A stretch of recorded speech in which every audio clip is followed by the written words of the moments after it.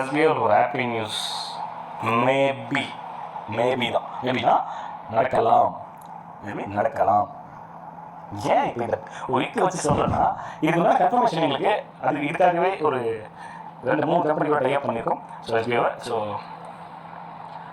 நம்ம ஃபஸ்ட்டு சொன்னோம் எஸ்பிஐக்கு ஓரளவுக்கு நமக்கு மெம்பர்ஸ் வந்துட்டாங்க அப்படின்னா நம்மளால் நிறைய விஷயங்கள் நமக்கு தேவை.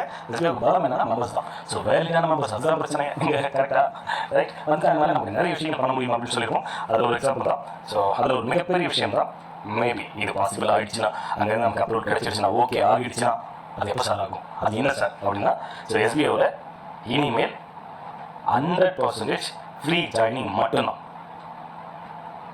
ரைட், 100% ஃப்ரீ ஜாயினிங் மட்டும்தான். இங்கே இப்போ எஸ்பிஐவில் ஜாயின் பண்ணிக்கிற அத்தனை மெம்பர்ஸுக்கும் அவங்க பே பண்ண அமௌண்ட்டு ரீஃபண்டபிள் ஆகும் அவங்க வாலெட்டுக்கு. அதை அவங்க வித்ட்ரா பண்ணி எடுத்துக்கலாம்.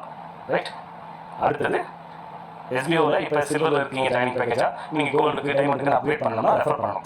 மெயின் என்ன பண்ணணும் ஆன்சர் வேணும். சரிங்களா? ரைட், இதுவும் இனிமேல் கிடையாது. நீங்கள் ரெஃபரலே பண்ணாமல் நீங்கள் அப்டேட்டும் பண்ணிக்க முடியும். ரெஃபரல் அந்த அப்டேட் பண்ணுறதுக்காக ரெஃபர் பண்ணணுன்ற அந்த கண்டிஷனே கிடையாது. ஸோ இந்த 3 விஷயமும் இருக்கு இல்லையா? இந்த 3 விஷயத்துக்கான கன்ஃபர்மேஷன் நமக்கு எப்போ கிடைக்கும்னா 10ஆம் தேதியிலேருந்து 12ஆம் தேதிக்குள்ளே கிடைக்கும். ரைட், ஆக்சுவலி நாங்கள் 2 கான்செப்ட் கொண்டு வந்திருக்கோம். ரைட், ஸோ அதில் மெயினாக இதுதான் நாங்கள் அதிகமாக கொண்டு வரணும்னு நினச்சிக்கிட்டு இருக்கிற கான்செப்ட். எங்களுடைய ஃபுல் ஃபோக்கஸும் இந்த மாதிரி தான். பட் அதுக்கு நமக்கு நிறைய சப்போர்ட் தேவைப்படுது. ஸோ அதுக்கான வேலைகள் நடந்துகிட்டு இருக்குது. அதுக்கான அப்ரோச் பண்ணிகிட்டு இருக்கோம். அது ஜனவரி 10, 11, 12 இது 3 டேட்டில் எப்போ வேணால் நமக்கு ரிசல்ட் கிடைக்கலாம். ஓகே, அப்படி கிடச்சிருச்சு இல்லை அதுக்கு முன்னாடி கிடைச்சாலும் சந்தோஷம். கிடச்சிச்சுன்னா நான் இன்ஃபர்மேஷன் கொடுக்குறேன். அது ஓகே ஆகிடுச்சுன்னா எஸ்பிஐவில் இனிமேல் ஒருத்தர் கூட பே பண்ண வேண்டிய அவசியமே கிடையாது. எஸ்பிஐவில் ஜாயின் பண்ணுறதுக்கு 100% ஃப்ரீ ஜாயினிங். எப்படி 100% ஃப்ரீ ஜாயினிங்? அது மட்டும் இல்லாமல் இப்போ எஸ்பிஐவில் ஜாயின் பண்ணி ஒர்க் பண்ணிக்கிட்டு இருக்க அத்தனை பேருக்கும் அவங்க பே பண்ண அமௌண்ட் ரீஃபண்டபிள் பண்ணப்படும். அது எப்படி என்ன இது அப்படின்றத நான் சொல்கிறேன். சரிங்களா? ரைட், அது மட்டும் இல்லாத அடுத்தது இப்போ அப்கிரேட் ஆகிறதுக்கு கண்டிப்பாக ஆசை விட ஒரு ரூல்ஸ் இருக்கு இல்லையா? அந்த ரூல்ஸே இனிமேல் கிடையாது. ஆல்ரெடி இருந்த ரூல்ஸ் என்ன, ரெஃபர் பண்ணணுன்றது அவசியம் கிடையாது. ஃபஸ்ட்டு ரெஃபர் மஸ்ட்டாக சின்ன பேசிக் மட்டும். அப்புறம் ரெஃபர் பண்ணணும்னு அவசியம் கிடையாது. உங்களுக்கு எக்ஸ்ட்ரா இன்கம், அதாவது உங்களுடைய வருமானத்தை, அந்த மாத வருமானத்தை இன்க்ரீஸ் பண்ணி நீங்கள் அடுத்த லெவலுக்கு அப்கிரேட் பண்ணணும்னா ஆசை விடணும். அதுக்கு மட்டும் பண்ணணும், மற்றபடி ரெஃபர் பண்ண அவசியம் இல்லை சொல்லணும். பட் இப்போ அதுக்கும் தேவையில்லை, நீங்கள் ஆளே சேர்க்காமலே அப்கிரேட் பண்ணிக்க முடியும் அப்படிங்கிறது தான் அந்த அனௌன்ஸ்மெண்ட். பட் ஆனால் இது இன்னும் கன்ஃபார்ம் ஆகலை. எங்களுடைய ஃபோக்கஸும் 90% இதில் தான் இருக்குது. ஆல்டர்னேட் பிளானும் வச்சுருக்கோம். சரிங்களா? ஏன்னா இதெல்லாம் அவ்வளோ சாதாரண விஷயங்களை ஃப்ரீயாகவே கொடுக்குறதுன்றது, உங்களுக்கு தேவையான விஷயத்தை ஃப்ரீயாக கொடுக்குறதுன்றது சாதாரணமான ஒரு விஷயம் கிடையாது. அதுக்கு நமக்கு தேவையான சப்போர்ட் வேணும், ஃபினான்ஷியலான சப்போர்ட் இருக்கணும். நிறைய விஷயங்கள் பண்ணணும். அப்போ தான் நிறைய நமக்கு இன்கம் கிடைக்கும். எத்தனை லட்சம் பேருக்கும் இன்ஃபெக்ஷன் வரக்கூடியவங்களுக்கும் நம்மளால் வருமானத்தை கொடுத்து சமாளிக்க முடியும். அந்த அளவுக்கு உங்களை யூஸ் பண்ணிக்கணும். அவ்வளோதான். சரியா? உங்ககிட்ட பணம் எஸ்பிஓ வாங்கணும்னு அவசியம் இல்லை. உங்களை எங்கெல்லாம் இப்படிலாம் யூஸ் பண்ணி பணம் சமாளிக்க முடியுமா? இதுலேயே சமாளிச்சா போதும். ஸோ எஸ்பிஓ ஒரு டிஜிட்டல் மார்க்கெட்டிங் கம்பெனி. டிஜிட்டல் மார்க்கெட்டிங்கில் நிறைய வகை இருக்குது. நம்மளால் முடிஞ்சது எல்லாமே பண்ணுவோம். நிறைய வகைகள் இருக்கு இல்லையா? நம்மளால் முடிஞ்ச எல்லாத்தையும் பண்ணுவோம் கான்செப்ட். அது உங்களுக்கு ஆல்ரெடி தெரியும், பழைய மெம்பர்ஸ்க்கு தெரியும். அதுக்கப்புறம் ரீலாச் ஆனதுக்கப்புறம் நிறைய வீடியோஸ் கூட நான் அதை பற்றி சொல்லியிருக்கேன். சரியா?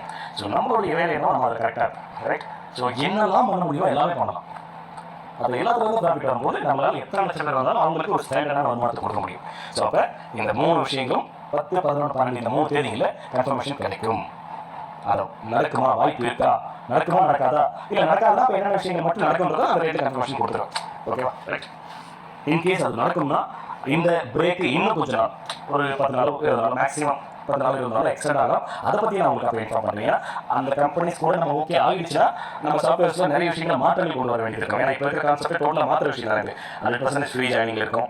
ரைட், அதே மாதிரி நீங்கள் யாரையும் ரெஃபர் பண்ணணும்னு அவசியம் கிடையாது. ஸோ அதுக்கேற்ற மாதிரி சின்ன சின்ன சேஞ்சஸும் நாங்கள் பண்ண வேண்டியிருக்கோம். அது எப்படி ஒரு 10 to 20 days ஒர்க் இருக்கும். சரிங்களா? ரைட், அது இப்போவே நாங்கள் பண்ணவும் ரெடியாக இல்லை. எனக்கு மற்ற வேலைகளாக போயிட்டு இருக்கு. இதை வச்சு அதை பண்ணுறதுக்கு ரெடியாக இல்லை.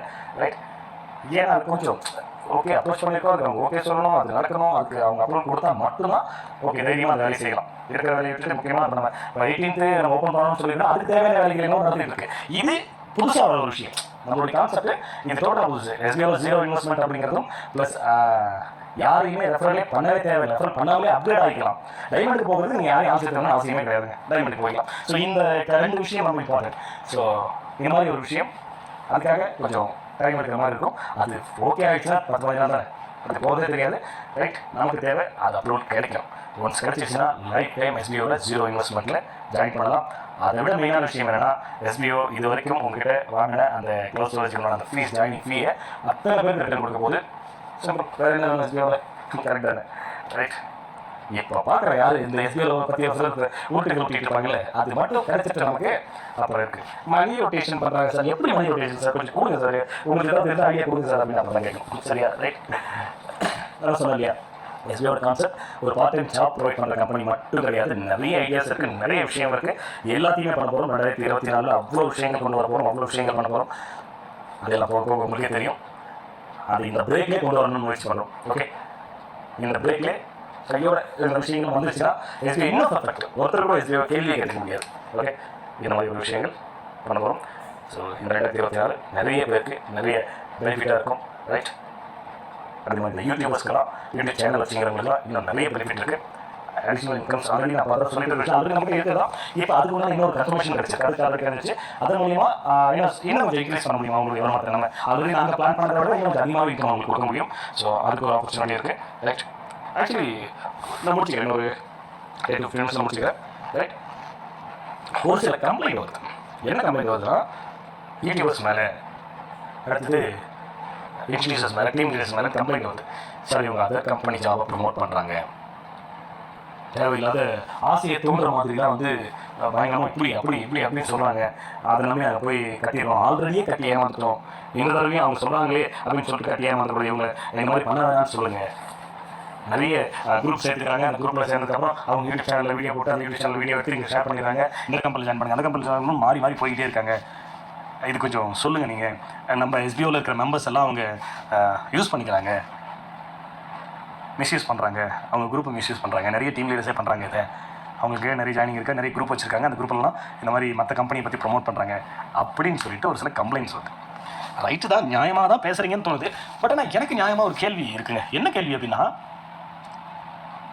நான் எல்லாரையும் சொல்லலை. இந்த ஃபஸ்ட்டு விஷயம் நான் இது எல்லாரையும் சொல்லலை. யார் தப்பு செய்கிறாங்களோ அவங்கள சொல்கிறேன். அது அவங்களுக்கு மட்டும்தான் தோணும். சரியா? நீங்கள் ஒன்றும் அவ்வளோ நல்ல பிள்ளைங்களா இல்லையே? கரெக்ட் தானே? நீங்கள் ஒன்றும் அவ்வளோ நல்ல பிள்ளைங்களா இல்லை. அவங்களுக்கு குறை சொல்கிற அளவுக்கு அவங்களும் நல்லவங்க அப்படின்னு நான் சொல்ல வரல. அவங்க கரெக்டாக தான் இருக்காங்கன்னு நான் சொல்ல வரல. நீங்கள் கரெக்டாக இல்லை அப்படின்றத நான் சொல்கிறேன். சரியா? அதே யூடியூபர்ஸ் எஸ்பிஓக்காக, எஸ்பிஓவில் நான் கொடுக்குற அப்டேஷன்ஸ்க்காக, அதே யூடியூபராக இருக்கட்டும், டீம் லீடராக இருக்கட்டும், அதே குரூப்பில் இருக்கட்டும், எங்கேயுமே அதே மெம்பர்ஸ், நீங்கள் கம்ப்ளைண்ட் சொல்கிற அதே பர்சன்ஸ் எத்தனையோ எஸ்பிஓட அப்டேஷன்ஸாக உங்களுக்கு தெரியப்படுத்திருக்காங்க.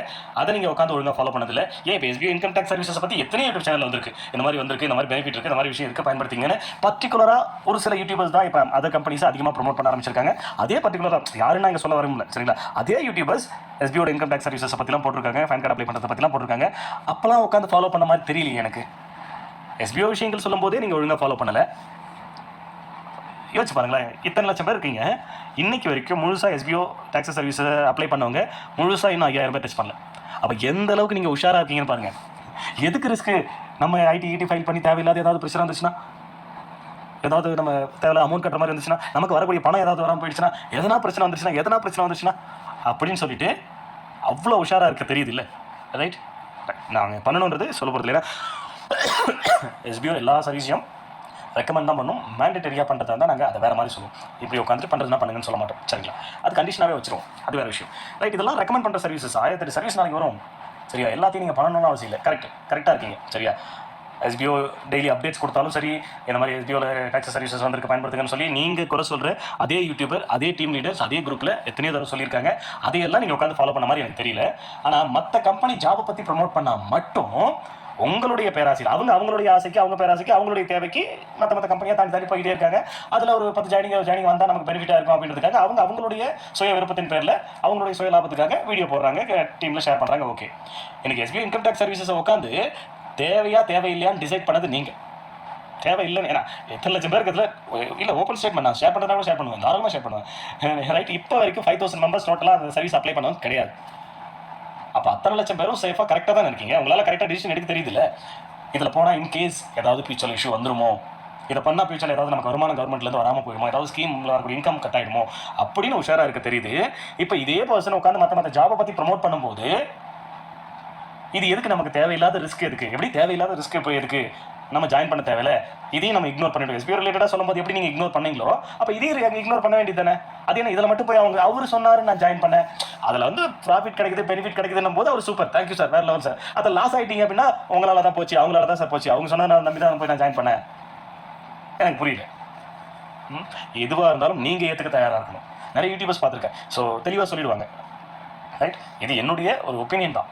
இதில் ஜாயின் பண்ணாது உங்களுடைய ஓன் விருப்பம் தான், உங்களுடைய ஓன் ரிஸ்க் தான். ஸோ நான் ஜாயின் பண்ணிவிட்டு உங்களால் தான் ஜாயின் பண்ணலாம்னு சொல்லக்கூடாது. நான் இதில் இருக்க விருப்பம்னா சொல்லுங்கள், அது எப்படின்னு நான் சொல்லிக் கொடுக்குறேன், அவ்வளோதான். சரியா? இதை தெளிவாக பண்ணுற யூடியூபர்ஸ்லாம் இருக்காங்க. ஒரு சிலர் என்ன பண்ணுறாங்க, ஃபோர்ஸ் பண்ணிக்கிட்டே இருக்காங்க, மறுபடியும் வீடியோ போட்டுகிட்டே இருக்கிறது ஒன்றுமே இல்லாத விஷயம். அதை ஒன்றும் இல்லைங்க. இன்றைக்கி நியூ இயருக்கு மொத்தம் 18 கம்பெனி லான்ச் ஆக போகுதுங்க. எங்களுக்கு தெரியும். சரியா? ரைட்டு, 18 கம்பெனி லான்ச் ஆக போகுது. அது ரிலேட்டடாக கிட்டத்தட்ட ஒரு 4 கம்பெனி பார்த்தா வீடியோஸ் ஆல்ரெடி யூடியூப்ல வர ஆரம்பிச்சிருச்சு. நியூ இயர்க்கு ஸ்டார்ட் பண்ண போகிறாங்க. Super company, best company. அது எப்படி இந்த சூப்பர் கம்பெனி, பெஸ்ட் கம்பெனி, நல்ல கம்பெனி இன்னும் ஸ்டார்ட்டே பண்ணலைங்க. அதுக்குள்ளே எப்படிங்க நீங்கள் டிசைட் பண்ணுங்க? உட்காந்துட்டு இந்த மாதிரி யூடியூபர்ஸ் இருக்காங்க. சரியா? ஒன்றுமே இல்லைனாலும் ஓஹோன்னு போகிறது, அப்புறம் லாக் ஆகிட்டு போயிடுச்சு, ஏமாத்திட்டு போயிட்டானா அதே யூடியூப்லேயே உட்காந்துட்டு அதுக்கு ஒரு வீடியோ போகிறது. இப்படி இருக்கிற யூடியூபர்ஸ் இருக்கீங்க. அது அவங்களுடைய விருப்பம். அவங்க என்ன எடுத்துகிட்டு போகிறாங்க, அவங்க சொல்கிறத எடுத்துக்காதது உங்களுடைய சுய விருப்பம் தான்.